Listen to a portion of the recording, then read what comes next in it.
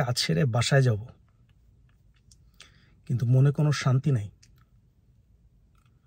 কিভাবে থাকবে শান্তি? এত কিছু ঘটে যাওয়ার পরেও বিতৃষ্ণা চলে আসছে। এত কিছু ঘটলো, তারপরেও কিছু মানুষ যা যা বলে এবং যা যা করে, মনুষ্যত্ব নাই, কারো ভিতরে কোনো মনুষ্যত্ব নাই। এত কিছু ঘটে গেল, তারপরেও মনুষ্যত্ব নাই। জাতীয় সম্পদ, জাতীয় সম্পদটা কি? ওই রাস্তা, ব্রিজ, মেট্রো রেল, সরকারি ভবন ড্যামেজ হয়েছে, সম্পদ নষ্ট হয়েছে, কিন্তু এগুলো তো ঠিক করা যাবে। আজকে হোক, কালকে হোক, ঠিক হবে না? সবই তো আবার ঠিক হয়ে যাবে, এবং সেটা ঠিক করার জন্য কিছু মানুষ আরো 400 কোটি হাজার টাকার মালিকও হয়ে যাবে। জানের কোনো দাম নাই। এতগুলো মানুষ যে মারা গেল, এদের কোনো দাম নাই। এগুলা কে ফেরত দেবে? পারবেন ফেরত দিতে কেউ? আপনি পারবেন? আমি পারবো না, সম্ভব না।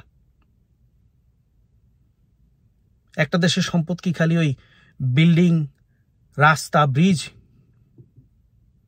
পরবর্তী প্রজন্ম কি কোনো সম্পদ না?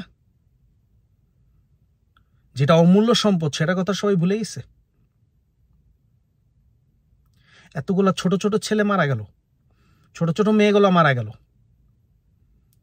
এগুলো কোথা থেকে নিয়ে আসবেন? পুরা একটা জেনারেশন মেন্টালি ক্রিপলড। এরা বড় হবে কি নিয়ে? ডিপ্রেশন, ঘৃণা, রাগ, পিটিএসডি। এরা কি আমাদের দেশের সম্পদ না? এরাই কি আমাদের পরবর্তী লিডার না, যারা আমাদের দেশটাকে আগায় নিয়ে যাবে? কি করলেন সবাই মিলে? কি করা হলো? এটার জন্য আমরা সবাই দায়ী। চুপ করে থেকে, সহ্য করে করে আজকে এই অবস্থা। আমরা কথা বলি নাই, আমাদের বাচ্চারা রাস্তায় নামছে।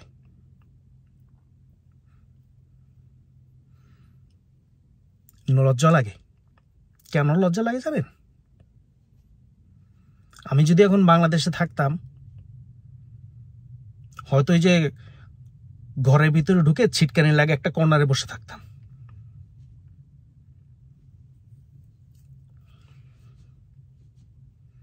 সেখানে ছেলেগুলা, এই মেয়েগুলা অনেক বড় সাহসের কাজ দেখাইছে।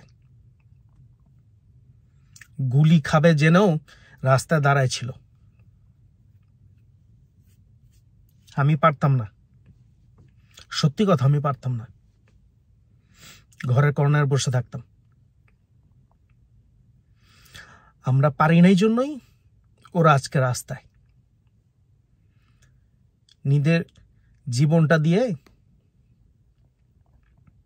প্রমাণ করে দিয়ে গেছে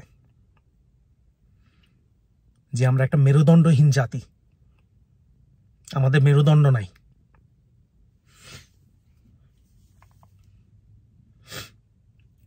পারবেন এই ক্ষতিপূরণ করতে?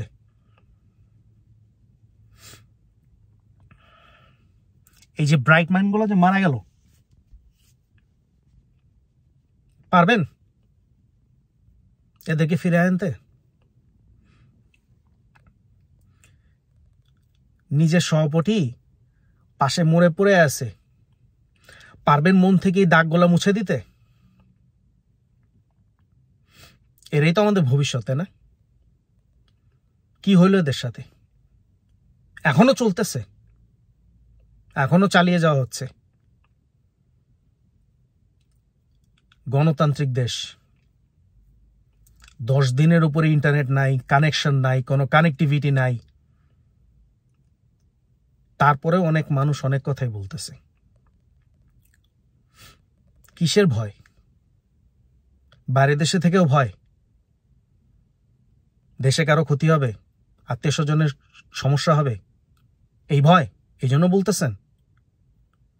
তাহলে এটা গণতান্ত্রিক দেশ হলো কিভাবে যদি এতই ভয় থাকে? আর যদি ভয় না হয়ে ভক্তিতে বলেন, আর না একটু দেখে নিয়েন, জানি না মনুষ্যত্বের চিকিৎসা আছে কিনা, যদি থেকে থাকে জানা থাকে একটু সেই চিকিৎসাটা নিয়ে এসেন।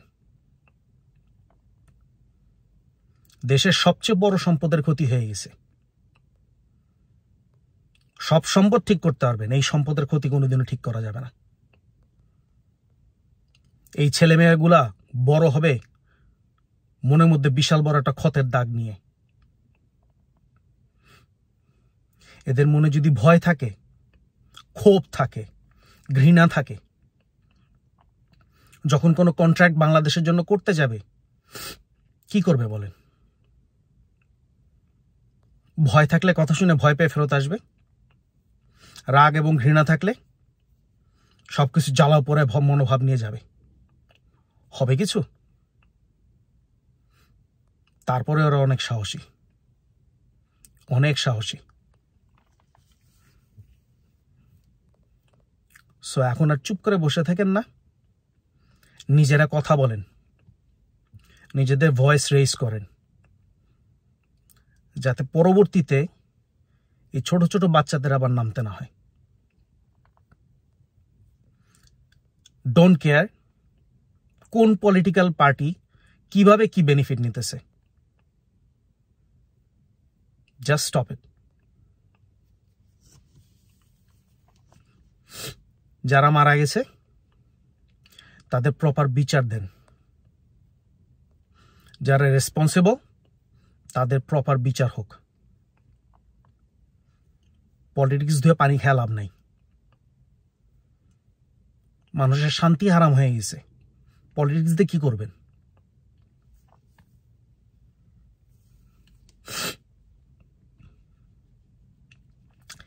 If any human rights organization seeing this video, please raise your voice.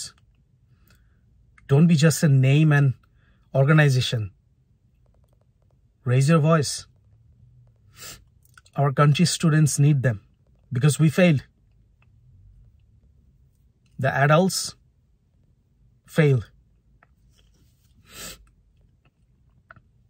Just give them justice.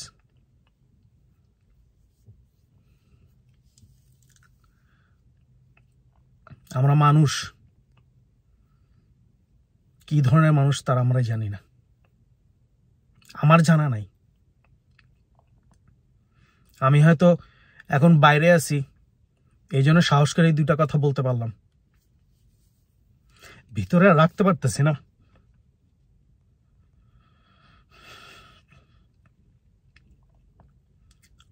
কোনো কিছু লিখতে গেলে প্রথমে মাথায় আসে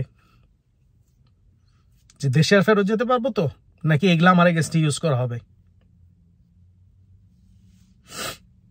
এই হলো আমার দেশ, এই হলো ডেমোক্রেসি, স্বাতন্ত্র ভূমি, যেখানে কিছু একটা বলতে গেলে চিন্তা করতে হয় দেশে যেতে পারবো, পরিবার পরিজনকে দেখতে পারবো, মা বাবার সাথে আবার দেখা হবে, আর এদিকে মাছির মতো লোক মরতেছে, সবাই অসহায়। কিন্তু তাই বলে কি সবাই চুপ করে থাকবো? কথা বলেন। একটা দুটা ভয়েস 10টা হবে, 10টা থেকে 100 হবে, 100 থেকে লাখ হবে, কোটি হবে। কথা বলেন, চুপ করে বসে থাকেন না। আর যারা ডিফারেন্ট ওয়েতে চিন্তা করেন, please comment on my video. আমারও জানা দরকার আমার সোশ্যাল সার্কেলে কে কে মানুষ আর কে কে অন্য কিছু।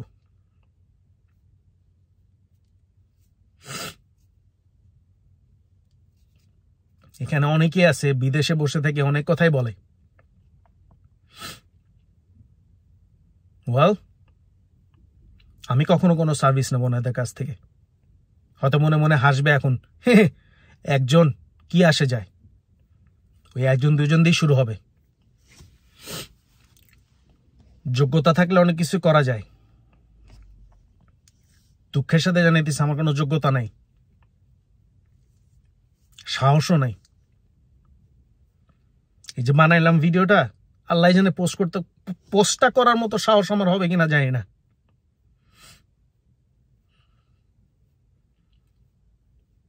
আল্লাহর কাছে এইটাই চাই যে পোস্টটা করার মতো সাহস হোক। বিচার একদিন হবে, দুনিয়ার নিয়মে হোক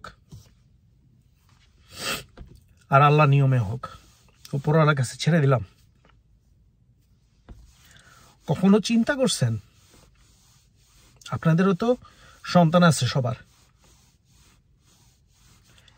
একবার খালি চিন্তা করে দেখেন ওই সন্তানটাকে আপনি কাঁধে নিয়ে যাচ্ছেন শেষবারের মতো, অনেক ভালো ফিলিং না?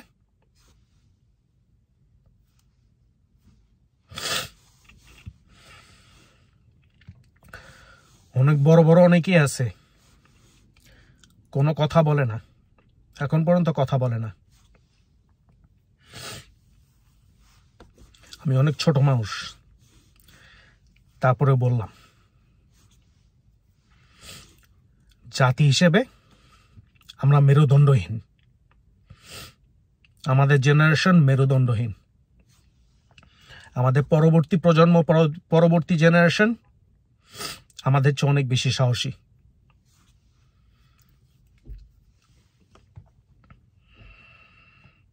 এদেরকে ডিসকারেজ করবেন না,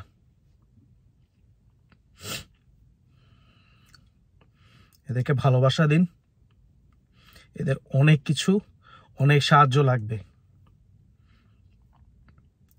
গায়ে একটা ক্ষত হলে ওখানে দাগ হয়, মনের ক্ষতের দাগ দেখা যায় না, কিন্তু সারা জীবন কষ্ট দেয়। ওদেরকে আর কষ্ট দেবেন না।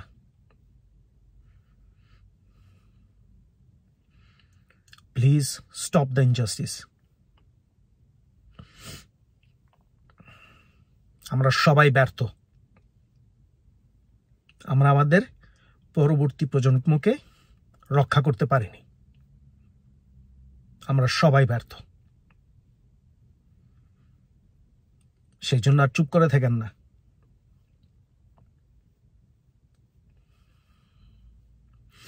নিজের মনুষ্যত্বটাকে জাগান।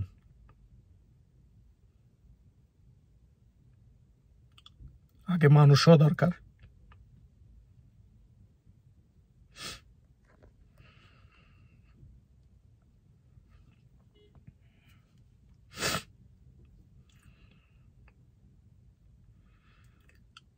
নিজেরই মানসিক অবস্থা ঠিক নাই, আল্লাহ জানে এই বাচ্চাগুলোর কি অবস্থা। সবাই আছে নিজের আগের কুচাইতে, এ দায় ওর দোষ, ও দায় ওর দোষ। এই বাচ্চাগুলোর কি দোষ?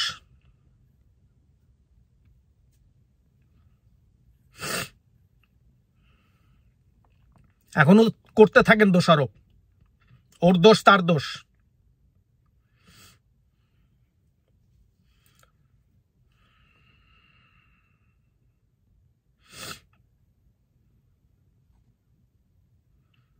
আমরা মেরুদণ্ডহীন।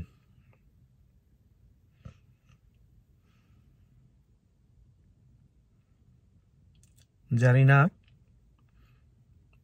ভবিষ্যতে আমি আমার ছেলে মেয়েদের কি মুখ দেখাবো।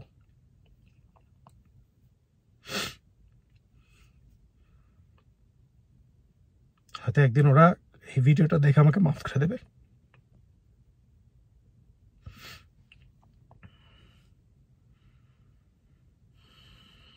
পরবর্তী প্রজন্মের কাছে মাপ চেয়ে নিচ্ছি।